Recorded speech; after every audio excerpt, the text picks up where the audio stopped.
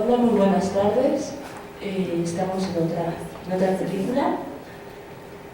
Tengo mucho a reflexionar, creo yo. Y para comentarla está el licenciado Salvador Guerrero. Él es egresado de la facultad. Y bueno, yo creo que lo primero es pues, ponernos en contexto, cuál es el contexto histórico, cuál es el contexto social de lo que estamos viendo en la película. Buenas tardes. Bueno, primero es muy fuerte la película, ¿no? Espero que les haya gustado. Como siempre, agradecer mucho a Karina el espacio y que siempre es de las profesoras que está abierta a nuevas propuestas en la facultad, a difundir no solamente el derecho, sino una manera distinta de ver el derecho, que ya muchas veces se ha comentado, pero creo que es necesario recalcarlo. Ver al derecho de otra manera, con otras técnicas de aprendizaje, y Karina ha sido pues, una de las principales profesoras que ha impulsado, por ejemplo, el cine como un medio de aprendizaje del derecho. Pues bueno, para tratar de ser muy concretos, porque es que tienen 10 minutos para realizar sus clases, la película, en español le llamaban En tierra de nadie, No Man's Land, o también este término hace referencia a las trincheras, ¿no? El lugar de nadie, el lugar donde no existen combatientes, ¿no? Donde no existe ley más que la de los combatientes. Entonces, está situado en la guerra de Yugoslavia. Sí, hubo varias guerras en Yugoslavia, empezaron desde el 91 y terminaron, pues muchas todavía tenemos las secuelas, hasta 2001, 2003, que fue la independencia de Kosovo. Esta en específico es la guerra de Serbia contra Bosnia y alrededor del 93-94. De hecho hay una pequeña referencia histórica que nos sitúa en el 94, cuando habla de Ruanda. Entonces eso ahora me referiré a esa parte. Era el presidente de Francia. Ajá, de Francia, exacto. Entonces nos sitúa 93-94 esta película. Nada más me gustaría empezar con una pequeña imprecisión técnica de la película, que esta escena cuando llega que es el capitán de la UNPROFOR, que dice que él no puede hacer nada porque necesita la autorización expresa de la Asamblea General de Naciones Unidas. Si lo dice, entonces esta es la pequeña impresión que aparte de esto podemos usar dentro de varias cosas. La UNPROFOR es una de las tantas misiones de paz que da la ONU, es decir, cuando existe una situación que ponga en riesgo la seguridad o la paz internacional, reacciona, pero quien reacciona es el Consejo de Seguridad, no es la Asamblea General. Son dos órganos que sí pertenecen a la ONU. La Asamblea General están representados todos los estados parte de la Carta de la ONU, y la Asamblea General son menos, ahora no recuerdo el número, me parece que son 15, son 5 permanentes, Estados Unidos, Inglaterra, Francia, Rusia y China, con poder de veto, y los otros son miembros que van rotando cada 2 años. Tiene varios órganos subsidiarios. Entre los tantos órganos subsidiarios están las misiones de paz. Dentro de las misiones de paz ha habido muchísimas, desde el 48, 49 que empieza a funcionar el Consejo de Seguridad, empiezan a enviar distintas misiones a diversas partes del mundo. Por ejemplo, hemos tenido misiones de Naciones Unidas en América, como en El Salvador, en Honduras, en Guatemala, y la más importante me parece la de Haití. Y en la guerra de los Balcanes va UNPROFOR, ahora les diré, no traigo ahora cuál es o cómo se denominaba, pero empieza la UNPROFOR en Croacia, y después de Croacia, cuando empiezan las hostilidades en los distintos países que se separan de Yugoslavia, es cuando empieza a avanzar esta misión, ¿no? Las misiones tienen 2 principales objetivos. Primero, defender a civiles dentro de un conflicto armado, y el segundo es hacer cumplir las acciones específicas que le da el Consejo de Seguridad, que va a depender mucho, pero por ejemplo casi todas van relacionadas con mantener el orden, mantener la seguridad, resguardar heridos, resguardar hospitales, pero va a depender mucho de cada situación en específico. Entonces, esto es lo que vimos en la película, son los cascos azules, así se les suele decir. De hecho, en la película dicen los pitufos, ¿no? Pero se le conoce como los cascos azules, como una fuerza militar que no es que la ONU tenga campos de guerra, no es que esté preparando una academia militar, sino que los estados, parte de la carta de la ONU, mandan pequeñas guarniciones, algunas pequeñas, pero más grandes, para resguardar, para integrar este cuerpo militar de la ONU. Se vieron en un francés, por ejemplo, y luego estaban unos alemanes. Entonces hay de varias nacionalidades que conforman esta agrupación militar. Ahora no lo tengo muy claro, pero me parece que por lo menos en México actualmente no existe ningún militar. No obstante, es una práctica de los estados latinoamericanos el no llevar cascos azules por un principio de neutralidad, porque parece que han dicho algunos estados que no son tan neutrales los cascos azules. Igual, para ir mejor quedarme con sus impresiones, existen dos principios que rigen el actuar de los cascos azules. En primer lugar está el principio, llamémoslo así, de aceptación, es decir, los estados donde va a actuar las fuerzas armadas de la ONU tienen que aceptar que va a entrar una misión de paz.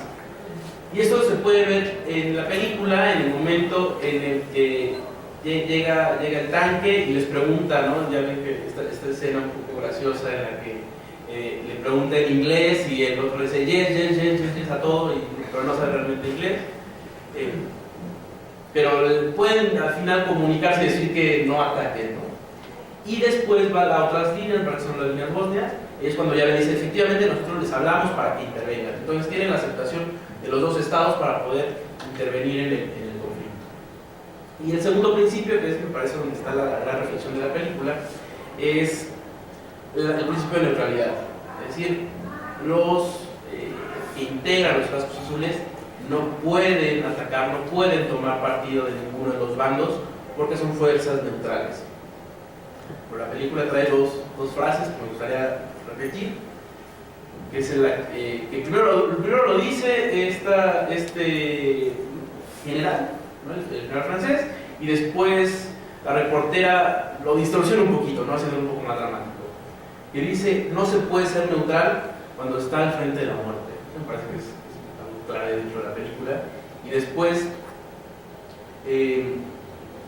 no hacer nada, o dice no hacer nada es de hecho elegir, por lo tanto es imposible ser neutral, ¿no? El que no se haga nada frente a las hostilidades es algo que es en realidad elegir una postura. Esto también se enclava dentro del derecho, una rama del derecho internacional, como el derecho internacional humanitario, como el derecho de los conflictos armados, lo que le han llamado algunos, lo que antes se llamaba el jus in bello, es decir, el derecho dentro de la guerra. Parece que es algo absurdo hablar de derecho, hablar de reglas jurídicas cuando está al frente de un conflicto armado. No obstante, se ha tratado de reglamentar, se ha tratado de ir más allá. El derecho internacional humanitario, parece que existen ciertas pautas desde la antigüedad, ¿no? El hecho de que no puedan matar a los prisioneros de guerra, ¿no? Hay varias reglas por ahí escondidas. Vitoria, por ahí a finales de la Edad Media, también habla de cómo tratar de interpretar estas normas que después le van a llamar Hogens, ¿no? Para salvaguardar a los indígenas que estaban siendo masacrados aquí en América. Y después, hasta finales del siglo XIX, con las conferencias de paz de La Haya, ya es más claro acerca de qué es lo que los estados pueden o no pueden hacer en un conflicto armado. Entonces, estas reglas han perdurado después de firmar las convenciones de Ginebra, después, poco después de la Segunda Guerra Mundial. Y el gran actor de los conflictos armados, además de la ONU, además de los cascos azules, también es la Cruz Roja Internacional, ¿no? Que ellos son los actores neutrales que auxilian en algunas tareas, sobre todo de salvaguardia de civiles, ¿no? Y a partir de la guerra de Yugoslavia, también un poco para tratar de ir cerrando nuevos espacios, se crea el Tribunal Internacional para la Ex Yugoslavia, que es igual un órgano subsidiario del Consejo de Seguridad de la ONU, y pues, hasta la fecha sigue funcionando el Tribunal para la Ex Yugoslavia. Es un tema sumamente apasionante. No me atreveré a meterme más porque yo no soy experto en internacional humanitario ni penal internacional, tengo un experto de FDL. Entonces, pues nadie, yo me quedaría con si alguien tuviera algún comentario o alguna duda para discutirla respecto no solo a la película, sino para qué.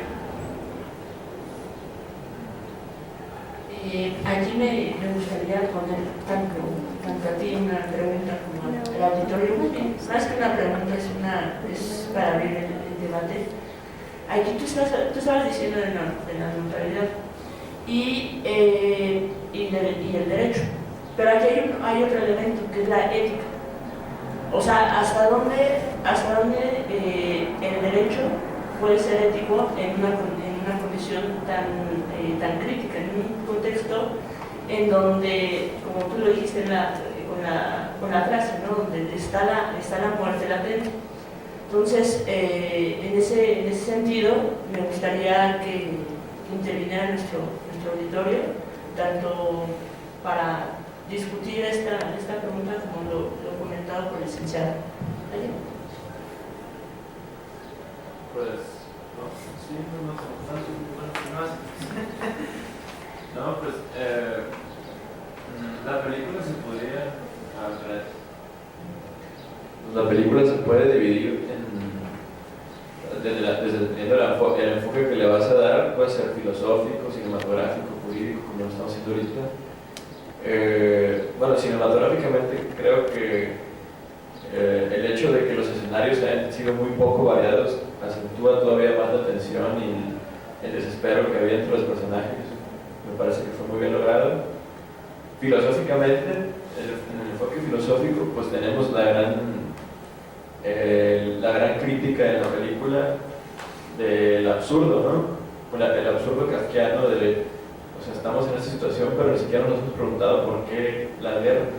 O sea, por qué realmente se están peleando, ni ellos saben. Es como cuando se despierta Joseph K. y no sabe por qué lo están procesando, y toda la película sabe, y entra en un laberinto de líos legales sin saber cuál es la razón verdadera. Entonces eso lo remite también un poco a la razón de las guerras. En realidad, ni ellos mismos que se estaban peleando sabían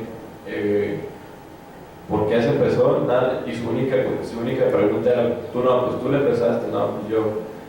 Entonces eso demuestra un poco el absurdo y la crítica que queda la película. Y en el aspecto jurídico, bueno, me parece a mí que lo más importante fue esa crítica, obviamente, a la estructura de subordinación no nada más en la ONU, sino en todos los o sea, en el ejército de Bosnia, en el ejército de Serbia, en el ejército de Bosnia, en el ejército que va de la ONU, la falta de coordinación entre los mismos soldados de la ONU con sus capitanes, la diferencia lingüística, obviamente, o sea, que es parte del cual ha habido tantas guerras en Europa, pues, la diferencia lingüística, o sea, la falta de entendimiento, de empatía por el simple hecho del lenguaje, como que traba todo, y pues un toque ahí especial fue lo de la reportera, ¿no? Cuando me pareció que el personaje al principio toma relevancia como un activista social que quiere realmente, está preocupada por lo que está pasando ahí, y después, conforme se va desarrollando el personaje y la gente que está detrás de la televisora, pues ven que lo que quieren es sacar la información y ser dramáticos y dramatizarlo, y obviamente pues, si de pasada se puede ayudar, pues claro. Y ya para terminar, pues la última escena refleja muy bien lo que quería, como ya el mensaje serio de la película, el abandono ese de la persona, o sea, y todo fue por un malentendido protocolario y por la ineficacia pues, de poder quitar la inevitabilidad también de poder quitar la bomba, porque si nos ponemos en la posición del capitán, dices tú también: oye, ¿cómo le haces? Si el experto en miedo dice que no se puede sacar, ¿qué puedes hacer también? Y se podría también hacer una analogía con la película de La Playa, donde sale Leonardo DiCaprio, no sé si la vieron, pero también para poder mantener la comunidad feliz tuvieron que sacar al enfermo y dejarlo morir afuera para que todo siguiera bajo el orden, ¿no? Pero pues en general es una muy buena película, creo que es una crítica muy aguda principalmente a la ONU, pero mucho más profundamente en las guerras y el propósito de las guerras y lo absurdo. Además,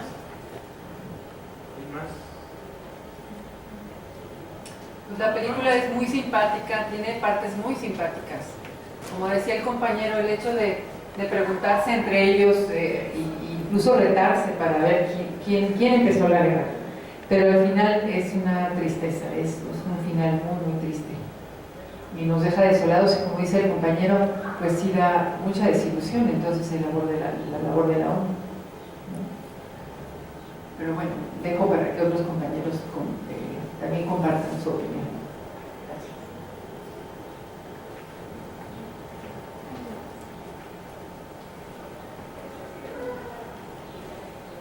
Igual les comento un par de cosas. La película de 2001 es una superproducción de varios países, un director bosnio, y ganó el Oscar en 2001. De hecho, ganó el Oscar y ganó el Globo de Oro a la mejor película extranjera en 2001. Por difícil que pueda parecer, para conseguir la película fue bastante complicado, porque la estuve buscando en varios establecimientos, incluso las librerías, ¿no? en las tiendas de música. Nadie la tenía, no estaba ni siquiera en catálogo. Tuve que pedirla por eBay. Cuando llega la película, llega de Corea, en región 3. Entonces, por eso la película la vimos en inglés. Solo estaba subtitulada en coreano o en inglés. Entonces, por eso la vimos en inglés. Pero justamente creo que también algo que puede mostrar que haya tantos idiomas, tantas nacionalidades, es que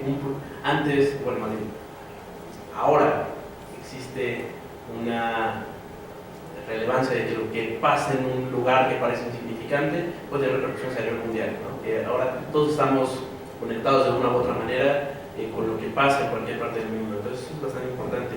Y yo me gustaría quedar con una reflexión sobre un detalle que pasa en toda la película, pero creo que se podría todavía rescatar. A lo mejor es algo que yo vi, pero el director ni siquiera, me parece que es algo álgido. La camisa que trae este combatiente, que es de los Rolling Stones, ¿no? Es absurdo de la guerra respecto a que al final todos compartimos una cultura, compartimos una visión de vida. Entonces el que no podamos encontrar la causa de la guerra, y incluso estas dos personas tenían hasta una conocida, ¿no? En común, que habían ido, esta muchacha había ido en la escuela del otro, ¿no? Es decir, el absurdo de la guerra llega a que por causas que desconocemos, nuestras vidas, nuestro sentido de humanidad se va diluyendo poco a poco. Entonces creo que eso también, esa parte la rescata muy bien la película, el que puede existir un poco el comportamiento ético, qué tan ético se puede hacer una guerra. Creo que se rompe desde el inicio, desde que hay un conflicto, desde donde se utilizan las armas, ya no existe esta racionalidad. Entonces, que además hay estos elementos de cómo pudo haber sido de un bando, pudo haber sido de otro, pudo haber esto sucedido en Serbia, pero también pudo haber sucedido en México, pudo haber sucedido en Sudamérica, en cualquier parte del mundo, y que no por eso vamos a dejar de sentir una empatía por el otro. Creo que es algo que nos deja bastante marcada la película. Creo que también reafirma la teoría que expone Hobbes en el Leviatán. O sea, para empezar, la película se llama No Man's Land, o sea, en la tierra de nadie. O sea, lo que dice Hobbes en el Leviatán es que si no hay un Estado, o sea, que es una tierra de nadie, pues lo justo sería tu sobrevivencia. Entonces, si tú matas a otro, sería justo. Entonces, en ese caos, donde la vida, según Hobbes, duraría menos y sería más peligrosa y no se podría gozar de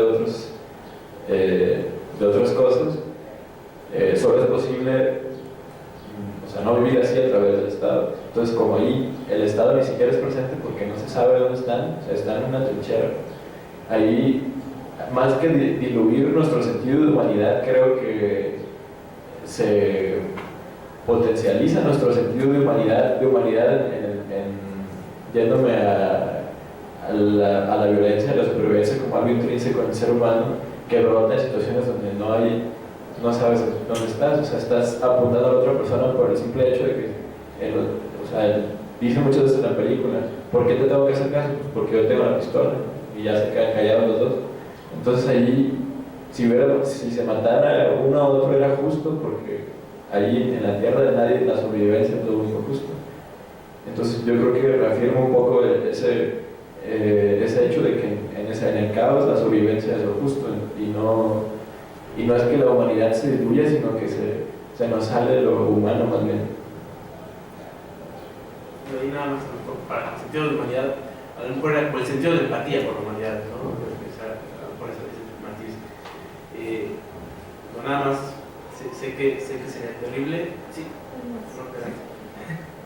Hola, buenas tardes a todos. Aunado a lo anterior, ya han comentado este caso de la inevitable muerte del soldado, vamos a llamarlo así, por el artefacto y demás. También una escena que me impresionó fue la de cuando me parece que está transmitiendo en vivo la reportera, ¿no?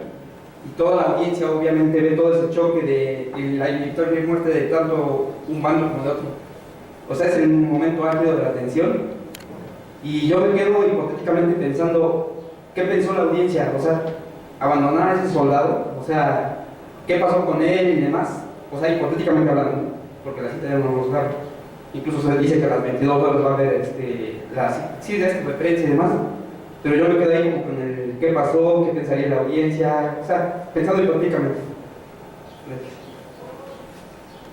Sí, también lo llamamos otra reflexión como el poder mediático, ¿no? El poder que tiene los medios de comunicación, y cómo este morbo de ver qué es lo que está pasando en vivo, que, exacto, pasa este suceso, mueren estas personas en vivo, incluso están disparando, y parece que después de eso se termina el show, lo que sigue, ¿no? Exacto, también esa parte creo que la toma bastante bien. Creo que sí nos da mucho a reflexionar lo que pasa no solamente en otros países, ¿no? Sino incluso cómo puede ser tan relevante en nuestro día a día, ¿no? La situación que pasa en México, la situación que pasa en América, y que a lo mejor parece que nos es ajeno a algo que puede pasar, algo a 3-4 horas de camino en carretera. Entonces creo que también eso nos puede llevar a reflexionar algo tan lejano, puede ser algo muy cercano, ¿no? Nada más para tratar de cerrar y hacerle un poco al abogado del diablo, que al final de cuentas de eso se trata. Pues no se puede tampoco ser tan drástico y tan pesimista, ¿no? Respecto a la acción, por ejemplo, de la ONU, ¿no? Siempre, por lo menos, ver que existe algo, que tenemos una especie de garantía que no funciona, que no funciona mal, que a lo mejor se necesita seguir fortaleciendo, pero no creo que por lo menos la existencia de estos órganos internacionales de ayuda humanitaria, de estas instituciones que se crearon a partir de la Segunda Guerra Mundial, creo que han cambiado, ¿no? Creo que esto nos puede ayudar a decir que el derecho internacional parece no es la solución, no debe ser la solución, pero es una herramienta más, como cualquier herramienta puede ser buena o mala, pero es una herramienta más que puede auxiliar al cese de hostilidades, ¿no? Tal vez es imperfecto porque es un sistema muy complicado, ¿no? Los 5 permanentes con derecho a veto me parece que es algo monstruoso, ¿no? Que se tendría que quitar, por supuesto, pero el que exista una institución y que exista en regla el derecho internacional, el hecho de que ahora, cuando puede existir un tipo de hostilidad contra civiles, ya ponga a temblar a los dirigentes de que los van a llevar a la Corte Penal Internacional, ¿no? O ante un mecanismo de derechos humanos, en fin, creo que ya hay elementos que pueden ayudar a decir que no estamos frente a ese, como decía ahora nuestro compañero, ese estado de naturaleza perverso. Parece que ya podemos por lo menos decir que hay herramientas que son perfectibles, que tenemos que seguir construyendo, trabajando sobre ellas, pero que al final podríamos concluir esto, ¿no? Que existen, no son las mejores, no son las deseables, pero ese es el trabajo, por lo menos, de los que hacen directamente el internacional de derechos. Si alguien tuviera... Sí, sí, ajá. Personalmente también comparto esa perspectiva, porque justamente hay una crítica que se le hace al Consejo de Seguridad, especialmente a partir de los años de la Guerra Fría, ¿no? En lo que es un consejo que no está tomando acciones, que no está tomando decisiones, solamente está tomando líneas políticas, y por lo tanto hay una interrupción totalmente, más o menos por los años 70, años 60, que lo único que llega a haber un poco de acción es la Guerra de Corea, pero que tampoco fue del todo legítima en el sentido de lo que está escrito dentro de la Carta de las Naciones Unidas. Y por otra parte, por ejemplo, las situaciones que están pasando en Irán, Irak, que no está teniendo demasiada coacción en el sentido de Estados Unidos, tienes que detenerte ante tus acciones que estás sometiendo en Medio Oriente, pero sí considero que tiene que existir esta línea internacional. Sin embargo, sí hay una hegemonía en cuanto a ciertas estructuras políticas. Pero, o sea, lo que ha salvado el Consejo de Seguridad es el conflicto de Siria. Si no, pues vamos a claramente cuál ha sido la función, bueno, del Consejo de Seguridad y, bueno, la gran actuación de la diplomacia internacional para resolver el conflicto de Siria, y también una muy buena actuación del Consejo de Seguridad de la ONU, pero les cayó de bote pronto realmente. Eso les cayó fue fortuito, fue porque el vicepresidente, el secretario de Relaciones Exteriores, John Kerry, de Estados Unidos, accidentalmente en una entrevista en Inglaterra dejó abierta la posibilidad de que se pudiera acabar el conflicto sin la intervención norteamericana, y le tomaron la palabra, y pues de ahí se armó ya toda la resolución del conflicto vía pacífica. Pero, o sea, incluso en este conflicto de Siria, donde fue una de las grandes joyas de la diplomacia internacional, incluso ahí fue por un malentendido. O sea, eso también es un poco absurdo. O sea, igual que la película, en la vida real también fue un poco absurdo que por un error en una conferencia de prensa se haya solucionado un conflicto que pudo haber desatado pues una cadena de guerras locales e incluso internacionales. Entonces, o sea, la coordinación entre subordinados creo que es de las principales críticas de la película, y yo sí me quedo con esa crítica. Para tratar de ir con el comentario de Raúl, que me parece que es bastante interesante. Yugoslavia es el corazón de la Guerra Fría. O sea, Yugoslavia es todas las consecuencias de la Guerra Fría, ¿no? La tensión, creo que es en Yugoslavia donde es más claro cuál es la polaridad, cuáles son los conflictos, cuáles son los alcances, ¿no? Incluso sobre lo que pasa a partir del conflicto comunismo. El punto es hasta dónde es eficaz el derecho internacional, cuando evidentemente no solamente es el derecho, no solamente son reglas escritas o no escritas, no solamente son reglas de derecho que te dan cómo actuar, sino que también detrás están intereses políticos, económicos, diplomáticos, ¿no? Cuando es posible visualizar una acción de parte de la comunidad internacional, porque eso es muy interesante. Entonces, también es muy importante decir que la guerra de Yugoslavia es un punto álgido de otras más, ¿no? De Corea, incluso Ruanda en su momento. Es decir, hay muchas guerras posteriores, Alemania es la más clara, en donde podemos observar cuál es la tensión entre Oriente y Occidente, y justamente estos órganos internacionales que actúan de manera representativa tampoco van a poder reaccionar de una manera expedita frente a este tipo de situaciones. Entonces, yo también, esta creo que es una gran reflexión sobre una de las peores, más grandes y más largas guerras de la historia de la humanidad, en donde podemos ver que falta accionar, es decir, que falta una nueva configuración del derecho internacional para poder hacer frente a todas estas fallas, ¿no? Que al parecer tiene, y que pueden ayudarnos en un futuro a prevenir otra guerra mundial, a prevenir otro Yugoslavia, ¿no? A prevenir otro Ruanda, que va a ser devastador también para la humanidad. Pues muchas gracias por compartirnos esta película que sí, como bien dices, no es tan fácil conseguirla. Es muy, muy interesante. Creo que nos pone a reflexionar lo que estamos viviendo ahora, ¿no? Con los conflictos que estamos viviendo en los 5 continentes, pequeños, grandes, su impacto mundial, más regional, pero creo que nos pone a pensar y pues, a volver a estudiar o estudiar bien el derecho internacional para poderlo perfeccionar y que sobrevivan sobre todo los derechos humanos, ¿no? Que sea una cultura que no siempre está presente en todos nosotros, ¿no? Pues muchas gracias, le damos un reconocimiento por haber estado aquí, muchas gracias.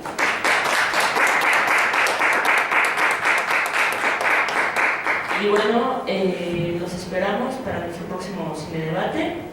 Felices vacaciones y que les vaya a ustedes muy bien y gracias.